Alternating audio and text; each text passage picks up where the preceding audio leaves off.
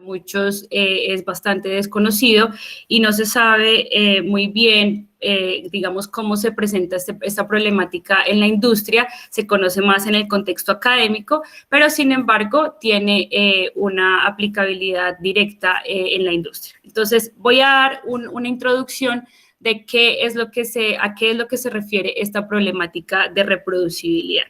Entonces, todos acá, como digamos colombianos, estamos familiarizados con el icónico chocorramo. Entonces, hablamos de reproducibilidad cuando estamos en el contexto de repetir como tal un resultado. Entonces, lo que estoy proponiendo acá es, digamos, esa definición de qué sería de la industria de ramo en estos momentos si no existiera como tal una receta, digamos, completamente documentada de cómo es que se realiza una unidad de chocorramo.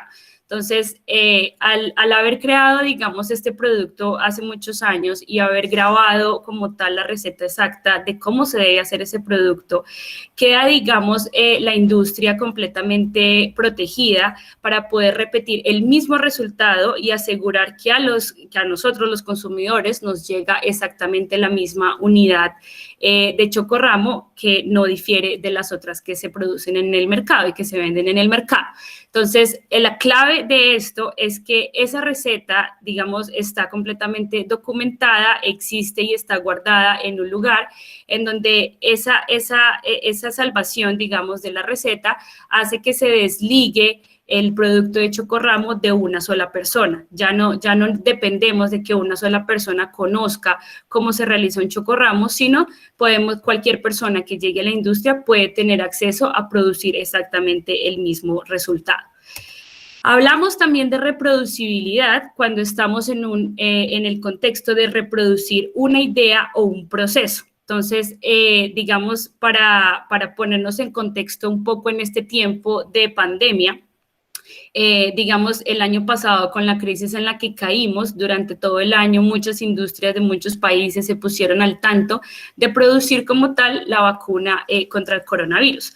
Entonces, ¿qué hace posible que sea, digamos, más rápido y más efectivo y eficiente poder producir una vacuna en un periodo de tiempo no tan largo? Es el hecho de que cuando se creó la vacuna, se creó como tal no solo la definición de lo que es una vacuna, sino los protocolos, que hay diferentes protocolos para producir una vacuna. Entonces, acá, como ven, por ejemplo, es un resumen de diferentes protocolos de cómo se puede producir una vacuna, diferentes tipos de vacuna. Entonces, como existen estos protocolos y están completamente documentados, es posible que al momento en el que nos llega una nueva pandemia o un nuevo virus, es posible que las industrias puedan empezar a reproducir como tal el proceso para llegar al resultado de una vacuna que quieren crear. Entonces, esto como definición para aclarar que durante la charla se titula Reproducibilidad y repetibilidad, como es conocida, digamos, en las redes sociales, en el mundo académico, pero de aquí en adelante vamos a usar únicamente la palabra o el concepto de reproducibilidad para referirnos como tal a reproducir un resultado, a repetir un resultado o a repetir una idea o un proceso.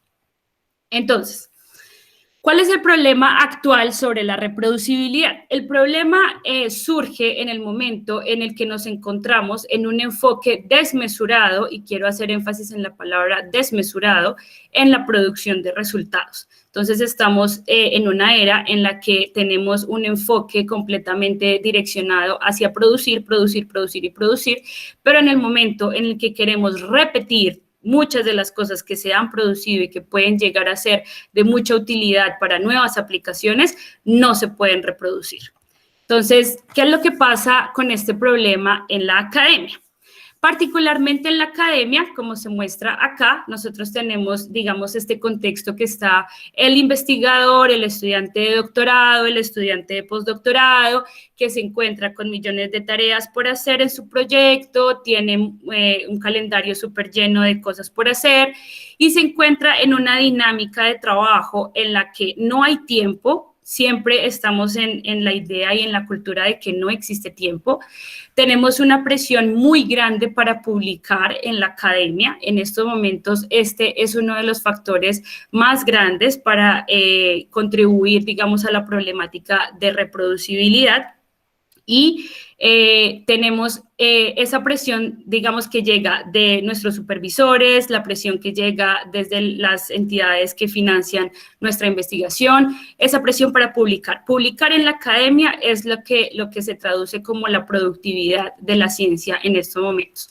Entonces, por esa presión para publicar, no podemos desarrollar una consistencia en la organización de nuestro trabajo. Entonces, resultamos produciendo un resultado por acá, un resultado por allá, y no logramos, digamos, publicar un proceso que otras personas más adelante puedan tener la posibilidad de reproducir. Entonces, en esa dinámica existe la problemática de la pesca de resultados positivos. Entonces, muchos investigadores con esa presión, con esa cultura de no hay tiempo, están siempre, si encuentran algún resultado positivo en las investigaciones que están haciendo, guardan ese resultado positivo, pero no existe un camino, un proceso que haya llevado a ese resultado positivo. Entonces, muchos investigadores estamos con una inseguridad alta para adquirir nuevas habilidades. Y con esto, pues tenemos también una falta grande de ideas para saber cómo organizar nuestro trabajo y poderlo compartir en una manera reproducible. En la academia, digamos, el detonante y el detractor más grande de tener todas estas digamos, características negativas sobre el producir resultados, es que estamos llegando a una era en donde hay un gran empobrecimiento de la credibilidad en la investigación científica. Y esto, digamos, pues es un gran compromiso que se empieza a hacer sobre qué tanto es que confiamos en lo que se ha producido, digamos, en todos los resultados científicos.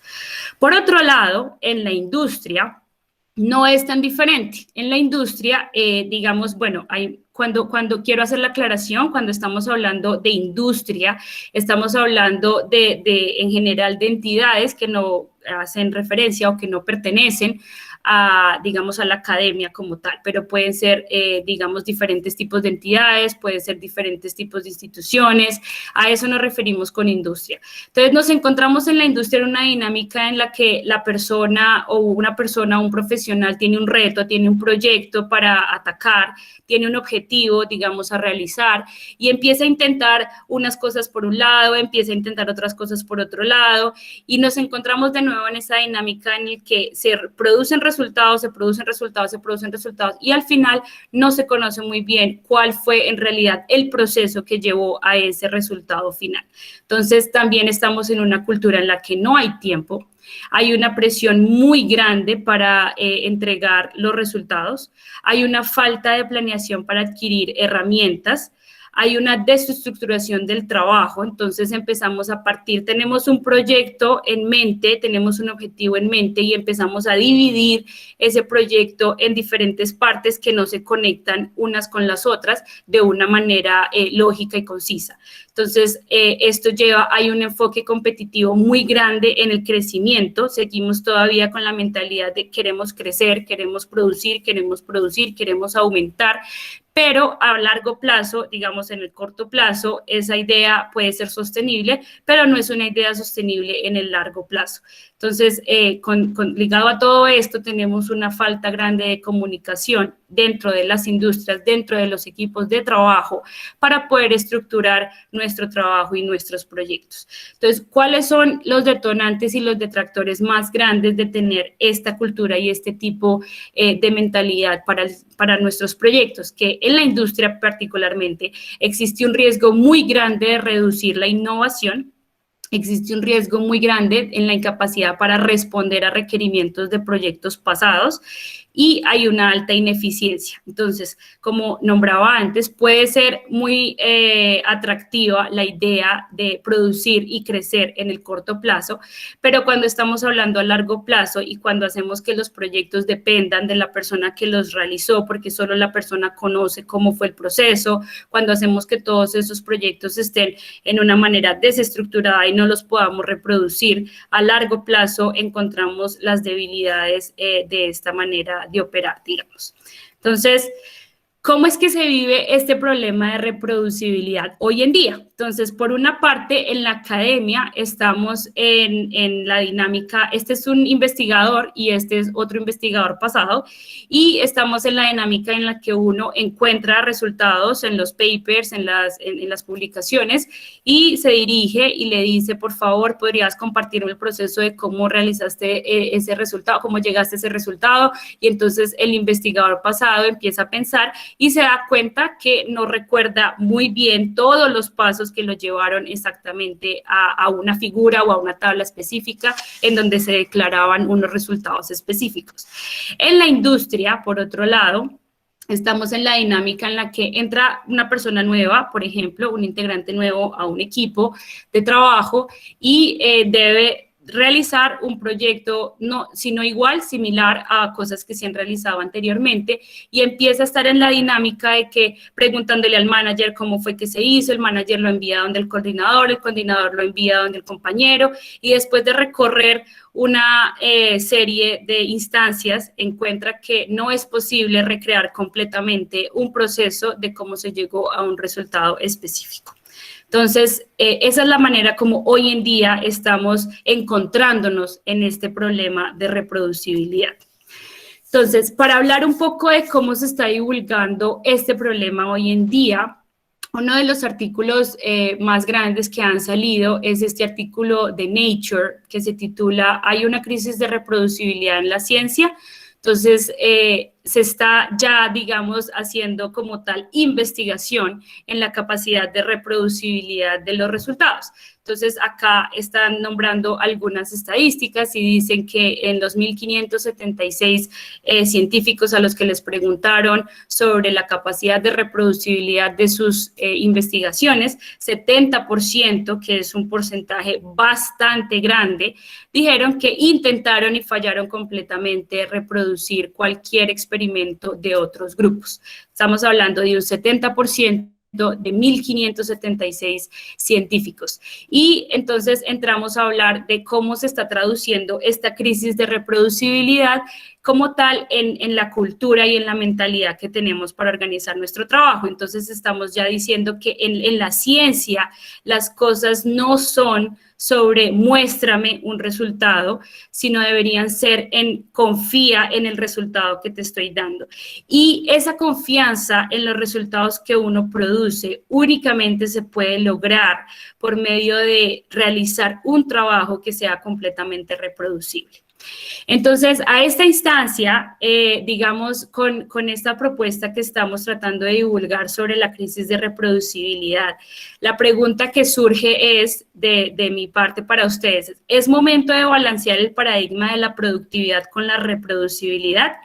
¿Cuál es la utilidad de producir si no podemos reproducir? Entonces, les dejo para el debate. Esta crisis de reproducibilidad, digamos, ya ha tomado mucha forma en la divulgación. Existe ya, digamos, hasta la página de Wikipedia que habla sobre todo lo que se ha recompilado en esta crisis de reproducibilidad.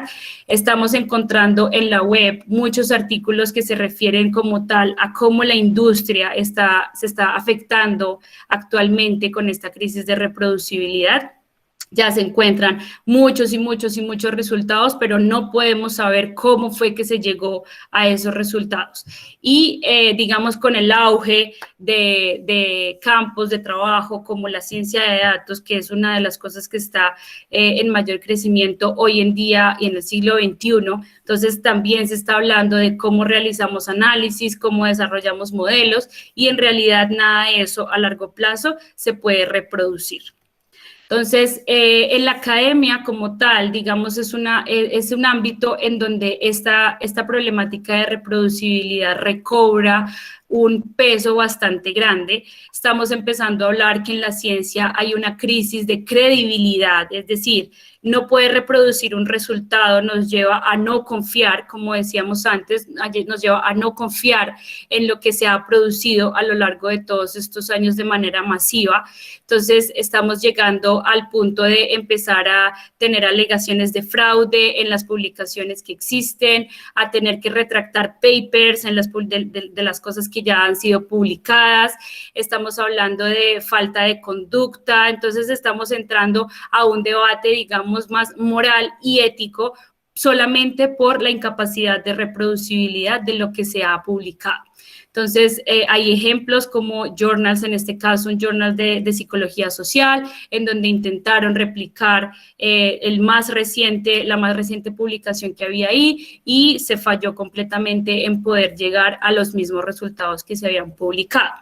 En otro apartado se habla, por ejemplo, de que de 47 fuera de 53 estudios oncológicos no se pudieron reproducir, lo cual, digamos, entra ya a un estado de gravedad, digamos, un poco más alto, porque estamos hablando de resultados científicos que se refieren, por ejemplo, a campos como la medicina, en este caso la oncología, y hablar de 47 estudios fuera de 53 que no se pueden reproducir es un número bastante grande. Entonces, ¿cuáles son, digamos, las complicaciones de todo esto? No podemos reproducir los resultados, no podemos aplicar los métodos de publicaciones anteriores a datos nuevos y estamos entrando en un cuestionamiento de la validez científica. En la industria, que no se queda nada atrás en esta discusión, digamos, existen varios artículos en la web hablando sobre diferentes campos en cómo se está viviendo esta crisis de reproducibilidad. Hay en particular en donde se está, digamos, resaltando de manera muy clara cómo la productividad, que digamos en la industria la productividad es el último fin que tenemos, nosotros queremos crecer, nosotros queremos producir, pero al momento de no poder reproducir, es en realidad esa productividad la que se está comprometiendo. Entonces, acá en particular están hablando de cómo la falta de documentación de datos en una empresa particular lleva a que la productividad esté completamente a la baja. Entonces, estamos hablando en la industria particularmente, estamos hablando de una desestabilidad y vulnerabilidad de proyectos, estamos hablando de una documentación completamente inexistente y, por lo tanto, causando una gran degradación en la productividad. Entonces, ¿cuál es la raíz de este problema de reproducibilidad? La raíz de este problema es que hoy en día es un reto muy grande encontrar los proyectos estructurados y almacenados digitalmente de una forma entendible y completamente documentada. Entonces, ¿qué significa esto? Significa que no solamente tenemos que dejar guardado lo que hemos hecho, sino que lo que hemos hecho tiene que estar en una manera, tiene que haber sido organizado, estructurado en una manera lógica, consistente y que esté completamente documentada. Esta palabra documentación, digamos, es una de las palabras claves que crece en este debate de la reproducibilidad. Como un ejemplo, digamos, pequeño, porque este es en realidad un ejemplo muy pequeño, una manera, digamos, estructurada y documentada en la que se puede archivar un proyecto es que tengamos siempre en cuenta cuál es la estructura que nos va a llevar a recrear un resultado en todo lo que se hizo en ese proyecto. Entonces, tenemos siempre una carpeta de proyecto objetivo. Dentro de ese proyecto pueden haber diferentes estudios, dependiendo cómo se estructura el proyecto. Hay proyectos que son extremadamente grandes, hay otros proyectos que son más pequeños, depende de cómo se estructura el proyecto, pero la clave de todo esto es que nosotros empecemos a pensar cómo piensa o cómo está diseñado un computador. Tenemos que siempre tener un input, tenemos que siempre tener un proceso y el output que se genera tiene que estar siempre ligado al proceso que está archivado. Y complementariamente a todo eso, siempre en todos los proyectos que realicemos, tiene que existir una documentación clara y concisa de lo que se está realizando. Entonces, hasta acá, esta es la introducción, esta es la definición del problema de reproducibilidad. Quise venirles a presentar esta problemática de una manera un poco más, digamos, no tan demostrar números y estadísticas, sino tengo una recopilación acá de historias para recrear cómo se está viviendo esta crisis de reproducibilidad hoy en día. Entonces, voy a mostrarles unas de esas historias, tanto en la industria como en la academia, de cómo se vive esta problemática. Esta primera historia está acá, esta soy yo, esta parte que está aquí arriba es el típico email que envío cuando me encuentro con resultados interesantes en la investigación que estoy haciendo. Entonces, digamos, me aproximo al investigador diciéndole, estimado investigador, leí su publicación de tal cosa, ¿será posible tener acceso a los datos y a los métodos que se aplicaron en su investigación?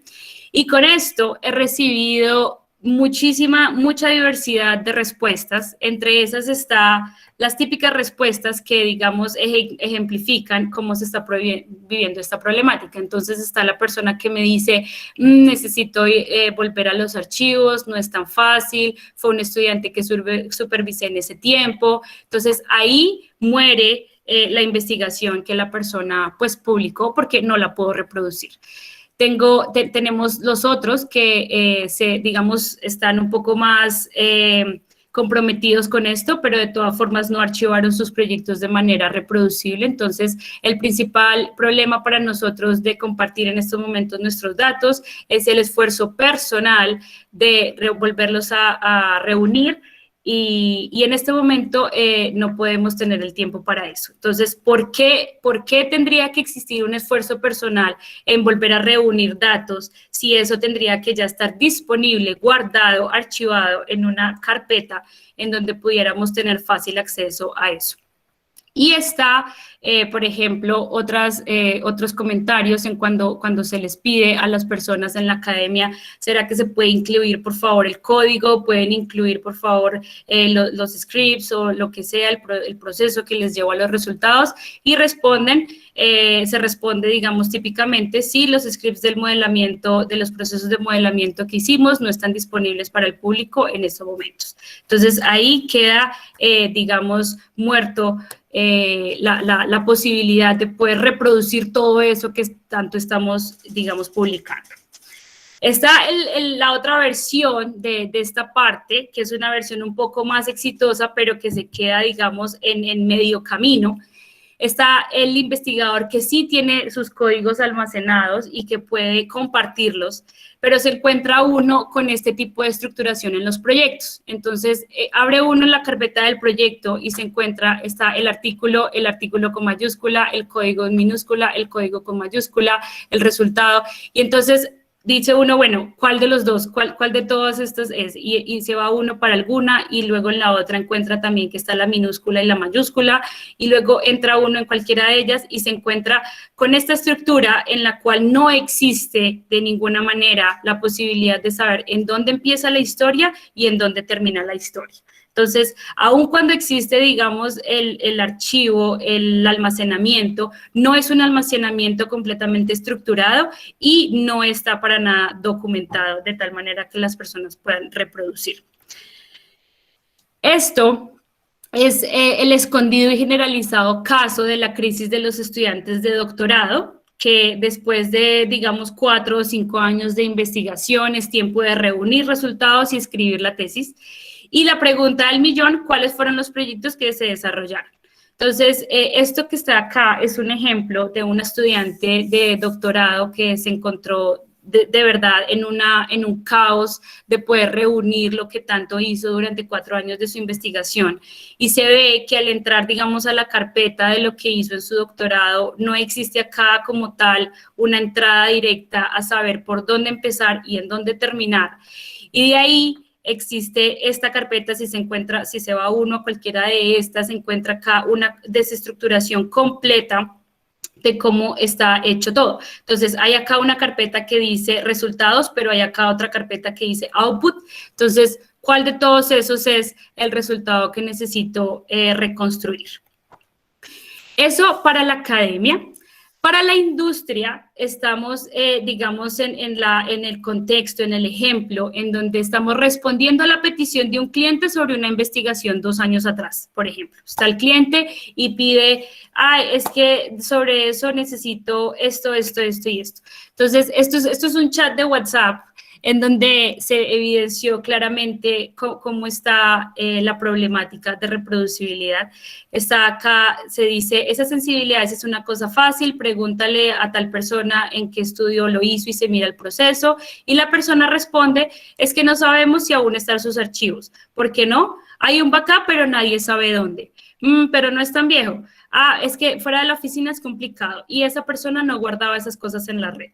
Entonces, ahí se pierde completamente la posibilidad de poder volver a lo que se necesita volver, digamos, de manera urgente, que en la industria es mucho más urgente que en la academia.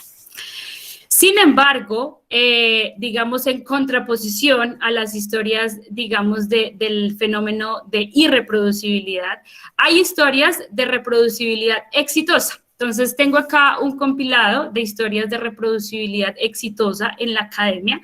Este es un paper, digamos, no importa mucho el contenido, importa que es un paper el cual fue tuiteado por estas 2 personas, porque las 2 personas estuvieron en completa capacidad de reproducir todos los resultados que fueron reportados en esta publicación. Entonces, en esta publicación hay un link que lleva a un repositorio en donde está todo el material complementario de cómo se hizo esa publicación.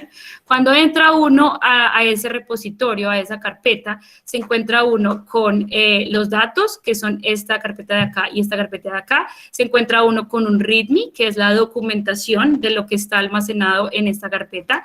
Y se encuentra uno con un archivo HTML o RMD, que es un libro, digamos, que de corrido hace todo el proceso y al final produce las figuras y las tablas que fueron reportadas en este paper. Entonces, está la manera de compartir códigos de los papers o de las publicaciones, de los resultados que producimos, compartir como tal los proyectos en repositorios académicos. También está la opción de compartir nuestros procesos, nuestros códigos en repositorios de uso masivo. Esto es una publicación que hice hace aproximadamente 1 año atrás y esa publicación tiene su correspondiente repositorio publicado en GitHub, en donde cualquier persona puede acceder a todo el proceso y a los resultados que se reportaron en ese paper. Esta es una historia y está ligada a la persona que les mostré antes del pantallazo que no se sabía sus carpetas en cómo estaban estructuradas. Esto es una iniciativa que estamos teniendo con mi colaborador y que la estamos llamando PhD Makeover. Un makeover es una manera de arreglar algo que está, digamos, desestructurado o en mala forma. Y lo que estamos mostrando acá es cómo existía la organización y la estructuración en un punto del proyecto de esa persona. Entonces, la carpeta principal se llamaba software. De ahí estaban todos los archivos ligados a cómo se desarrolla y se mantiene este software. Luego hay un caso 1 y un caso 2. Esos casos tienen unos mapas, unos experimentos, pero dentro de ese caso tengo otras versiones del software donde también se hace mantenimiento del software y tengo unos resultados. Y estos resultados entonces vienen en parte de lo que se hace acá y en parte de lo que se corre acá. Entonces, el input, el proceso y el output están completamente desligados. Entonces, de ahí lo que estamos tratando es cómo reestructuramos todo esto de manera que luego podamos saber exactamente cuáles fueron los procesos que corrimos y los resultados a los que llegamos. Entonces, primera regla es que mi carpeta no debería llamarse software, mi carpeta tiene que hacer referencia al proyecto que estoy realizando. Y dentro de eso, en este caso, organizamos un input, organizamos un procesamiento o un proceso y organizamos unos resultados. Entonces, este software coge todo lo que esté en estos casos y produce unos resultados después de un análisis en la otra carpeta. Entonces, ahí está la posibilidad para muchos estudiantes de doctorado que, digamos, empezaron y en estos momentos se encuentran así como completamente desestructurados. Entonces, de ahí está la posibilidad que siempre se puede detener y reorganizar todo. En la industria está este trabajo que es también de mi autoría, pero estuvo bastante interesante porque también corresponde a responder a la petición de un cliente sobre una investigación pasada. Y resulta que al compartir el proyecto con la compañía que necesitaba reproducir esos resultados, entonces se le pregunta a la persona, ¿ya pudiste correr todo? La persona dice, sí, ajusté los scripts con la variable, corrí todo. Y luego la persona muy contenta, la documentación está genial, todo está ahí. Entonces, para hacer referencia a la estructura que estoy divulgando con este problema de reproducibilidad, existían dos procesos específicos que necesitaban, digamos, volver a correrse y está todo ahí estructurado con el input, con el procesamiento o proceso que se llama scripts y con el correspondiente output. Y las personas están en capacidad de reproducir.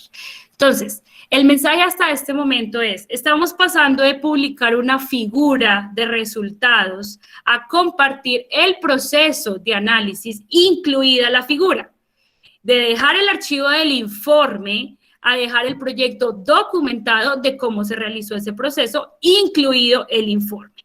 Entonces, el mensaje que quiero llevar hasta este apartado es, cada uno de nosotros, seamos profesionales en una entidad, en una compañía, en una institución, seamos investigadores académicos, cada uno de nosotros es una marca personal y esa marca personal se fortalece si otros pueden reproducir lo que nosotros hemos realizado.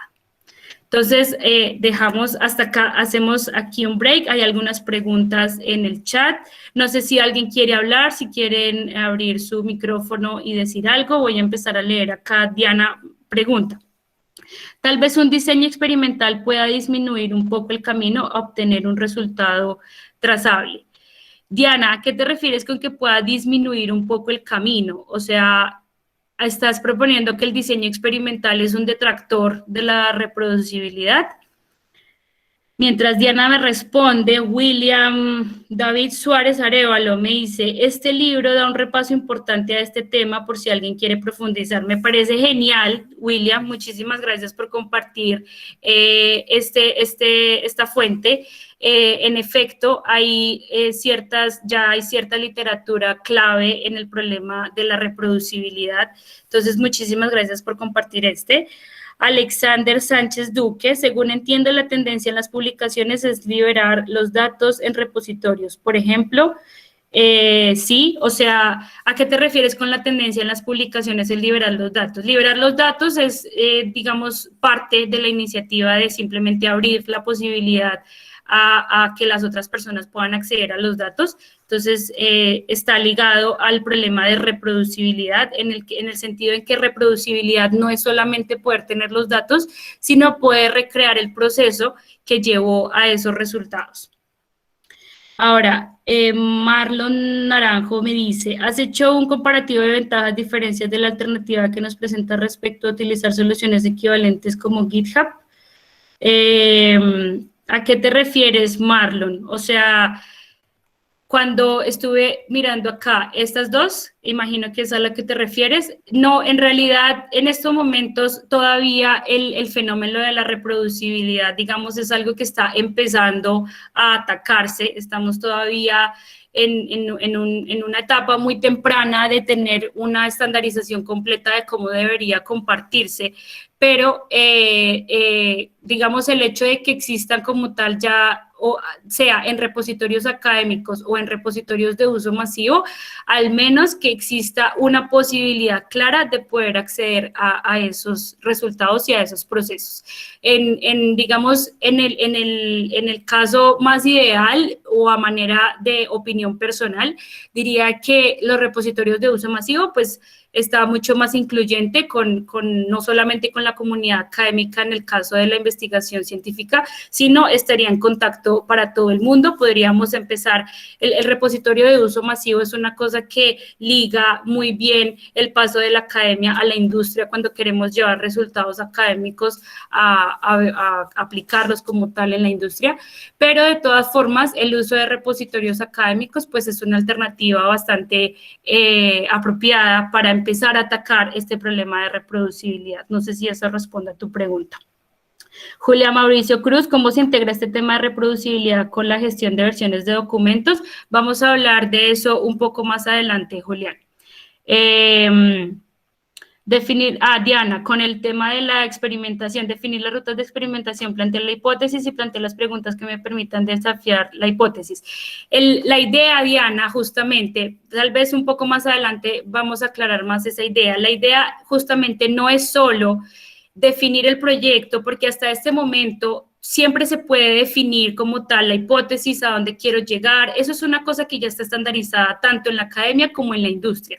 El problema es que al momento en el que estoy ya reportando mis resultados, otras personas más adelante no tienen la capacidad completa de reproducir esos resultados que yo hice. Entonces, en el momento en el que estoy haciendo mi proyecto y desarrollando mi proyecto, sí, defino mis hipótesis, defino mis rutas, hago mi diseño de experimentos, puedo también hacer mis libros, mis reportes de laboratorio en donde documento cómo fue que hice eso, pero todavía existe un punto en el que no se completa la documentación y el archivo digital de cómo se llegó como tal a la figura o a la tabla que se publica en determinado artículo o en determinado paper. Entonces, pero si quieres, Diana, podemos volver a retomar la pregunta más adelante que hablemos como tal de las herramientas. Estas eran las historias que tenía. Entonces, ahora sí, para ya ligar, ya teniendo el contexto para ligar cómo es que podemos ir hacia un trabajo reproducible en la era del computador, entonces vamos a empezar a mirar cuáles son esos elementos que hacen que podamos llegar a un trabajo completamente reproducible. Hago énfasis en la era del computador y voy a hacer una pausa en este momento sobre eso, porque el problema en el que estamos en estos momentos sobre la reproducibilidad viene justamente porque estamos trabajando de manera digital, estamos en una era en la que trabajamos de manera digital y al momento de acceder a esos archivos digitales nos encontramos con una desestructuración completa de lo que hemos realizado.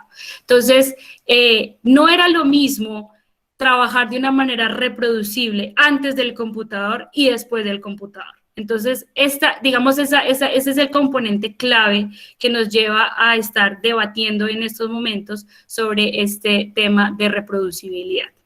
Entonces, hacía un trabajo reproducible en la era del computador. Entonces, ¿qué es lo que sucede? Tenemos un instinto actual de trabajo. Entonces, recreemos o traigamos a la mente de nuevo un poco la situación en la que nos dan un objetivo y entonces empezamos a intentar una cosa por acá, otra cosa por allá, esta cosa por aquí, esta cosa por allá, y al final llegamos a un resultado, pero tenemos un camino completamente, digamos, lleno de barreras o lleno de obstáculos en cómo fue que llegamos a ese resultado. Entonces, ¿cómo es ese instinto de trabajo? Uno empieza a intentar una cosa primero, luego empieza a intentar otra cosa después, porque la primera como que uno no entendió muy bien qué era lo que estaba haciendo, y eso no está mal. De hecho, si nosotros llegamos nuevos a un proyecto y no entendemos muy bien el contexto del proyecto, no sabemos muy bien de qué se trata, tenemos que empezar a familiarizarnos con el territorio. Entonces, no está mal que empecemos a intentar una cosa por aquí y empecemos a intentar otra cosa por allá. El problema es cuando ese instinto de trabajo no se detiene y seguimos intentando y seguimos intentando y seguimos intentando hasta que llegamos a muchos intentos, llegamos a un resultado, lo que hablábamos antes de la pesca de resultados positivos, llegamos a un resultado y de ahí nos quedamos con ese resultado y entonces todo el proceso se quedó olvidado. Entonces, existe un punto por acá, no sabemos dónde, pero existe un punto por acá en donde es necesario detenerse y estructurar y organizar el trabajo. Entonces, ¿cuáles son los elementos hacia un trabajo reproducible? El primer y más importante elemento de todos es justamente tener claros los objetivos de lo que quiero desarrollar. Entonces, acá volviendo un poco al ejemplo que teníamos de cuando la carpeta se llamaba software, la carpeta no se llama software porque el objetivo no es software. El objetivo es otra cosa. El objetivo era desarrollar un modelo hidrológico, Entonces, lo primero, el primer elemento grande es no podemos trabajar, no podemos trabajar de una manera reproducible, si no tenemos claros los objetivos de lo que estamos realizando. Entonces, los objetivos, recuerden que estamos desarrollando una marca personal de un profesional o de un investigador en una cultura de trabajo reproducible.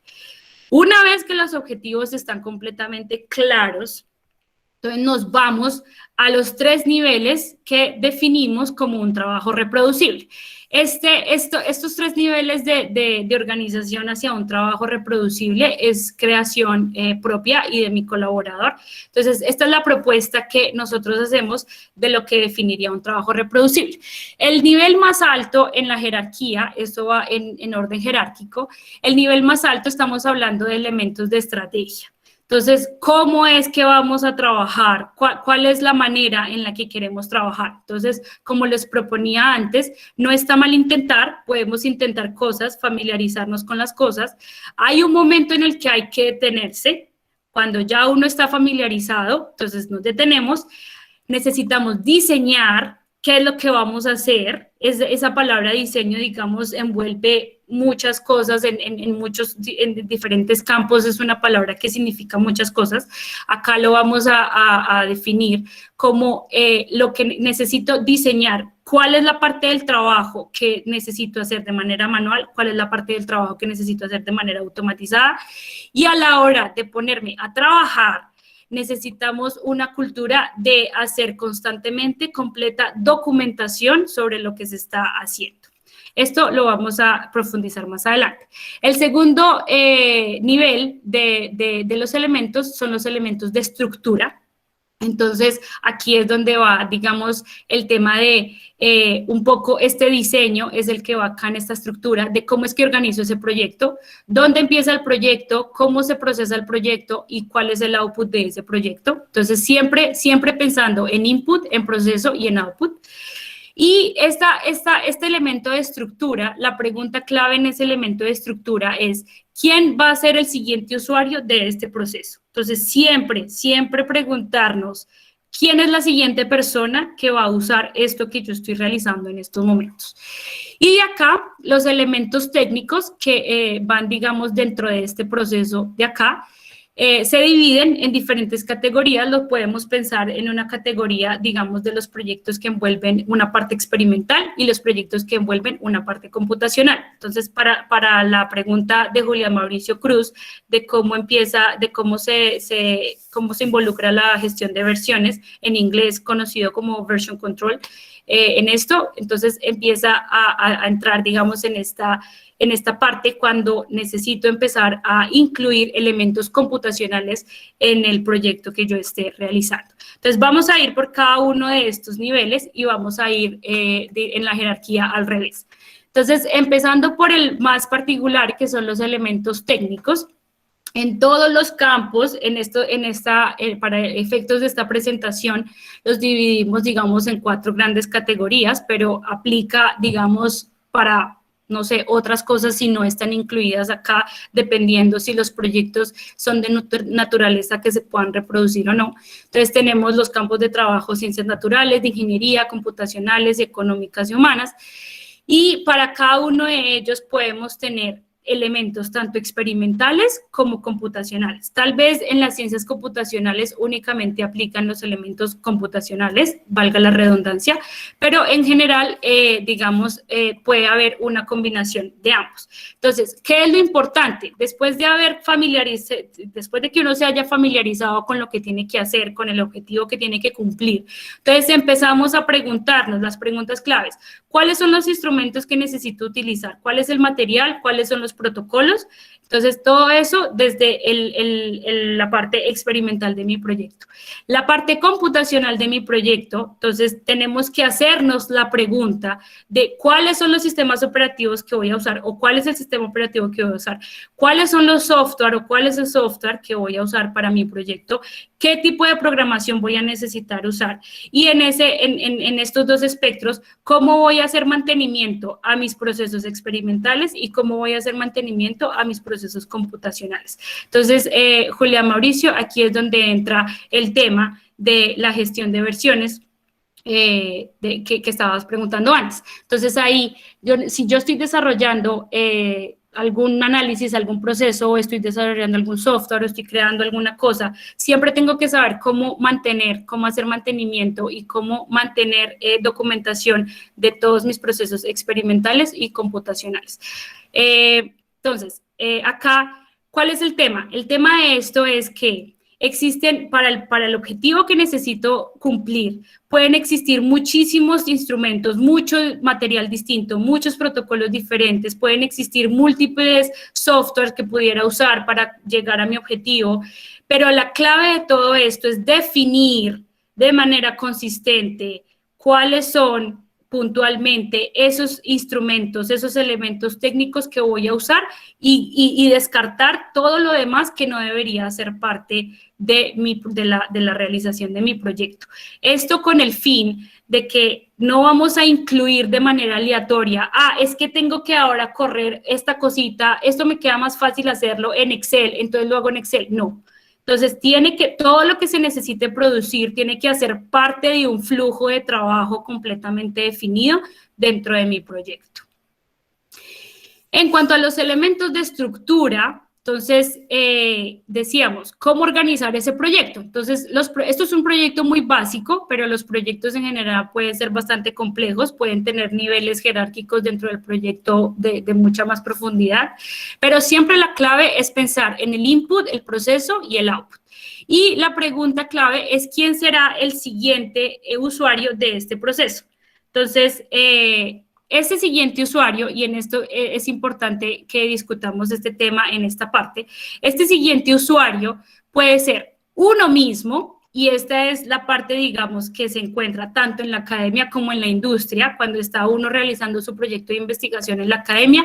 Entonces, lo mismo, el estudiante de doctorado que hace todos sus resultados y a cierto punto necesita volver en el tiempo y volver a recrear, o resulta que cambió un parámetro y al cambiar ese parámetro no es posible que tenga que volver a hacer todo el proceso si el proceso estaba únicamente de manera manual.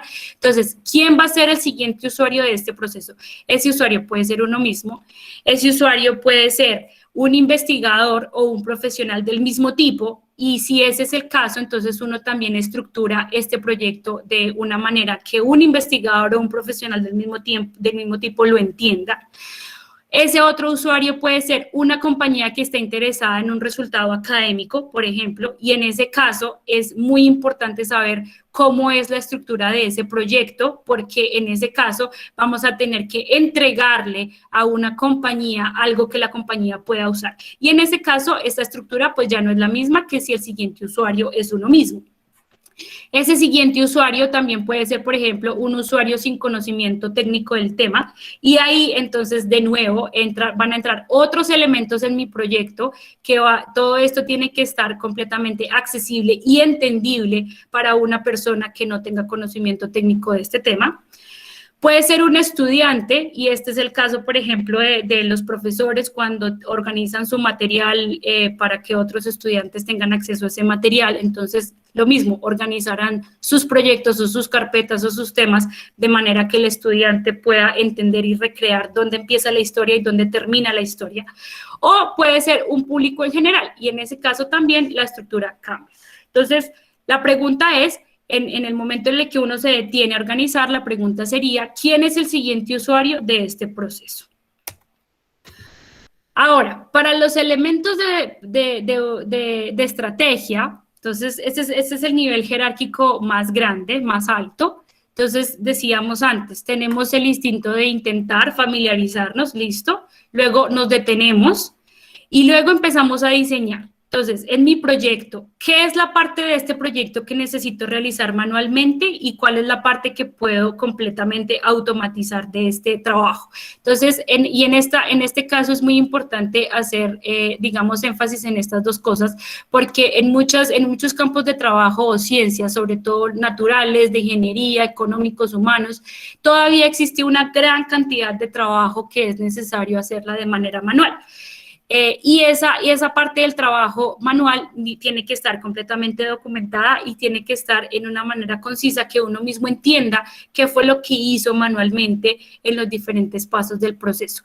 Ahí sí queda la pregunta que yo a nivel personal diría que a este punto, ya a este punto del 2021, digamos, en las ciencias o campos de trabajo computacionales ya no debería existir ningún porcentaje de nivel manual, y si existe, es posible que haya algo que no se va a poder reproducir en el tiempo. Entonces ahí, digamos, queda la pregunta de que en las ciencias computacionales no debería existir trabajo manual.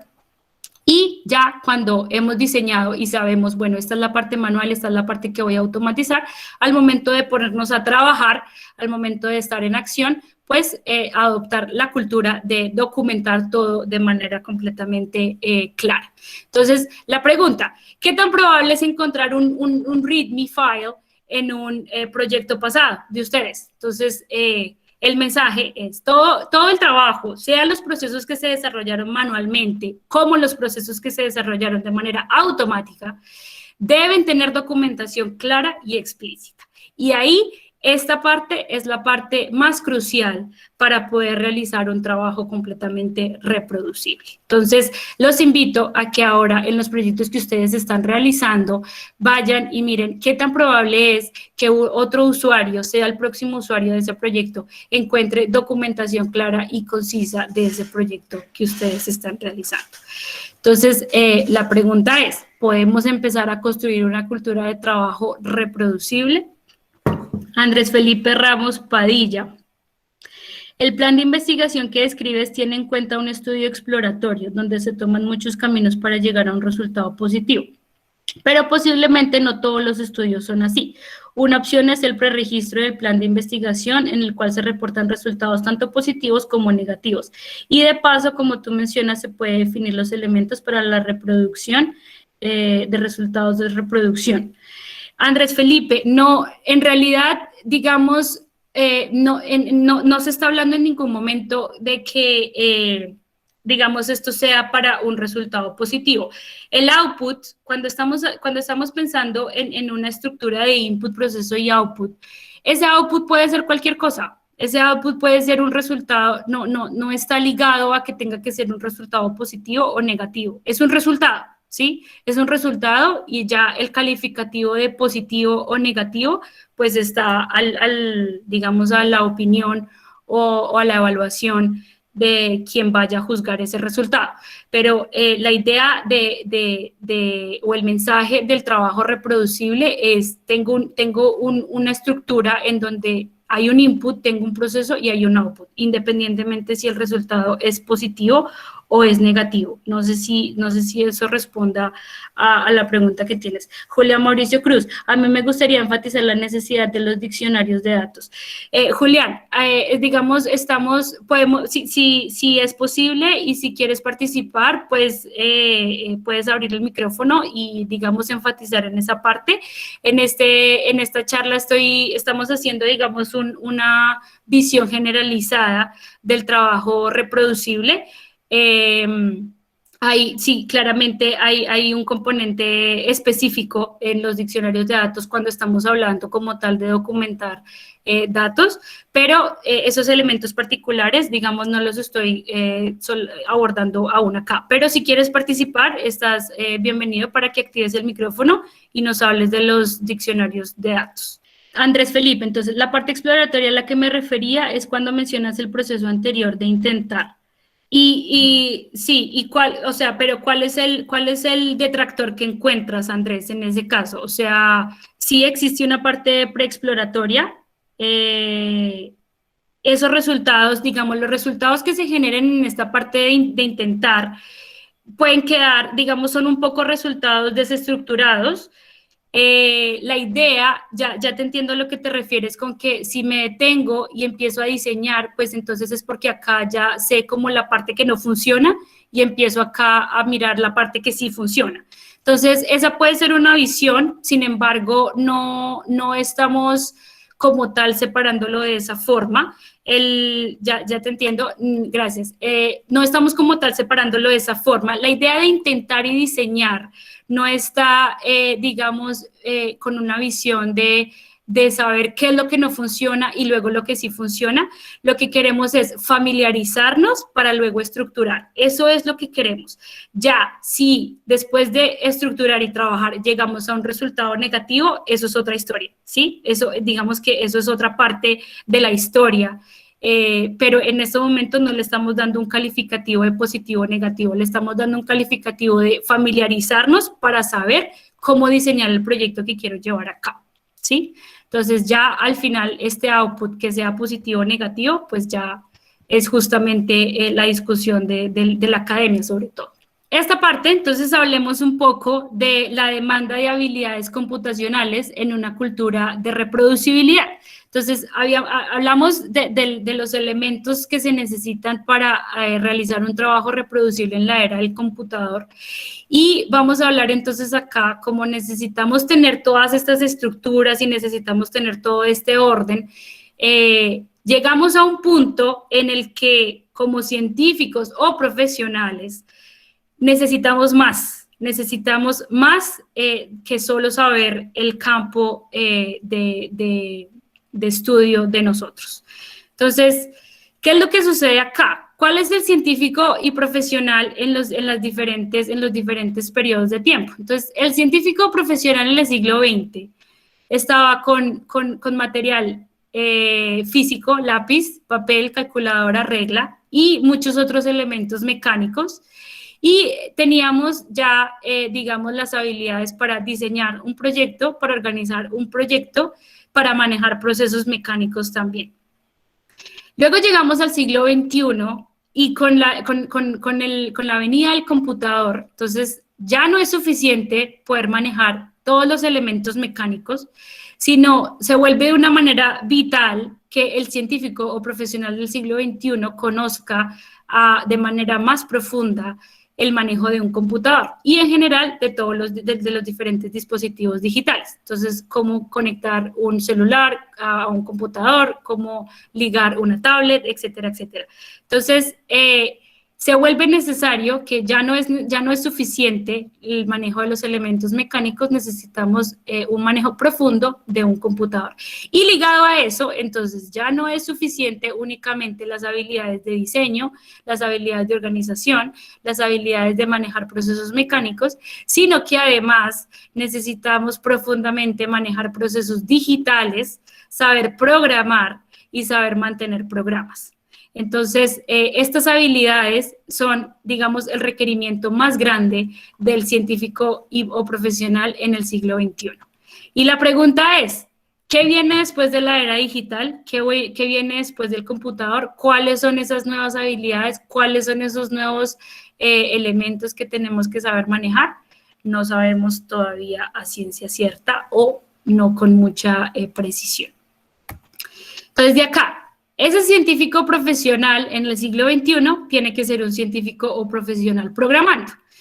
Entonces, acá está la propuesta de la generalización en la enseñanza de diferentes elementos para esta era digital. Entonces, no solamente ya sale, digamos, estos elementos se salen de los programas de estudio que están ligados únicamente a los computadores, como la ingeniería de sistemas o la ciencia de la computación o incluso, no sé, las ciencias de datos, pero necesitamos entrar en una era de generalización en la que los profesionales conozcan diferentes sistemas operativos. Entonces, muchos investigadores y profesionales aún siguen únicamente usando Windows como la única alternativa de trabajo en un computador. Y resulta que tenemos otras alternativas que pueden llegar a ser mucho más robustas para realizar un trabajo reproducible. Entonces, conocimientos de diferentes sistemas operativos, conocimientos, digamos, al menos básicos o fundamentales de lenguajes de programación. Yo listé acá C, Java, Python y me tomé el atrevimiento de incluir R, sobre todo porque estamos en este auge de la era digital con la ciencia de datos, entonces R y Python se están volviendo pues lenguajes de programación bastante populares. Y entramos también a conocer, y creo que esta es justamente la respuesta a la pregunta de Julián Mauricio Cruz al principio, que no solo necesitamos manejar diferentes sistemas operativos, diferentes lenguajes de programación, pero además necesitamos saber de sistemas de version control o gestión de versión que digamos, se utilizan para saber organizar los proyectos de manera digital. Entonces, el más común, el más utilizado y el más robusto de todos es el sistema Git, pero también hay otros que si es necesario aprender de esos otros, pues también se incluye en el debate. Entonces, la pregunta es, ¿podemos profundizar la inclusión de programación en las diferentes áreas del conocimiento? Entonces, hasta acá termina esta sección y me voy acá. Norberto Andrés Camacho, hincapié. ¿Cómo equilibrar la cantidad de carpetas en los procesos inputs u outputs para evitar desorden en tanta especificidad? Esa es justamente la parte, Norberto, y muchas gracias por esa pregunta. Voy a volverme acá. Esta es la parte del diseño. Entonces, esta parte que se refiere acá del diseño es justamente la parte que define cuál es la estructura de mi proyecto. Y al momento de yo empezar a definir, esta parte de diseño define cuáles son los pasos que tengo que hacer de manera manual y de manera automatizada. Y a la hora de haber podido definir esto, entonces yo tengo que devolverme digamos, a la estructura, al nivel de estructura y empezar a mirar, bueno, este es mi proyecto, ese proyecto está dividido en tales cosas, esas cosas están divididas en tales. Entonces, digamos, un poco el arte, podemos llamarlo el arte, de poder estructurar esos proyectos, es saber en qué punto es un punto de abstracción. Entonces, pensemos en que podrían estar todos los archivos simplemente en una carpeta, pero podemos empezar a agruparlos. Entonces, todos estos archivos pertenecen a esta parte del proyecto, todos estos archivos son parte o del input o del proceso o del output, y el arte está en poder, digamos, hacer una figura mental o incluso en un papel, si ayuda papel y lápiz, hacer una figura de cuáles serían las agrupaciones óptimas que tengo que hacer para estructurar mi proyecto. Ahora, con el riesgo de, digamos, de volverme un poco exagerada, diría que es mejor en estos casos pecar un poco por exceso que por defecto. Entonces, digamos, es un poco mejor aumentar el número de carpetas si es necesario para mantener una estructura robusta de mi proyecto. Entonces, digamos, es un poco mejor pecar por ese exceso que por defecto. Y entonces, a ese punto, ¿cómo equilibrar? Una manera que yo personalmente uso para todo esto es justamente irme a lápiz y papel y empezar a mirar, bueno, este input y esto lo puedo agrupar de esta forma y ahí empiezo a organizar de tal manera que eso sea, digamos, estructurado. Siempre pensando en esto, Norberto, ¿quién es el siguiente usuario de este proyecto? Siempre pensando en esa parte. ¿Es uno mismo? Entonces, para uno mismo, ¿qué es lo que yo necesito entender de todo esto? Y si no soy yo mismo, entonces pensando en la otra persona. Ya para entrar en la fase final, hay estos últimos aspectos sobre reproducibilidad. Entonces, ¿quién fue la persona acá? Fue la persona que nos compartió, William David Suárez, que nos compartió una fuente que habla sobre el tema de reproducibilidad. En efecto, hay varias fuentes ya que están profundizando en este tema. La reproducibilidad es un tema particular que hace parte de toda la iniciativa de Open Science. Para las personas que no están familiarizadas con Open Science, es la iniciativa que en estos momentos se está llevando a cabo dentro de la comunidad científica para poder quitar las barreras tan fuertes que existen para poder acceder a los resultados científicos. En estos momentos hay muchas barreras, como tener que pagar para poder acceder a un resultado, o simplemente no obtener los derechos porque no se pertenece a una entidad como tal, o como tal, en particular la reproducibilidad, porque podría accederse al resultado publicado, pero no se puede reproducir ese resultado. Entonces, esto es un libro digital que existe sobre todo el tema de Open Science, y en ese libro hay un capítulo completo que habla sobre justamente todos los elementos que hemos descrito acá sobre el trabajo reproducible específicamente dentro de la ciencia. Entonces, se describe lo que es y los pasos para llevar a cabo, que está muy ligado a las estructuras y a los elementos que discutimos acá previamente.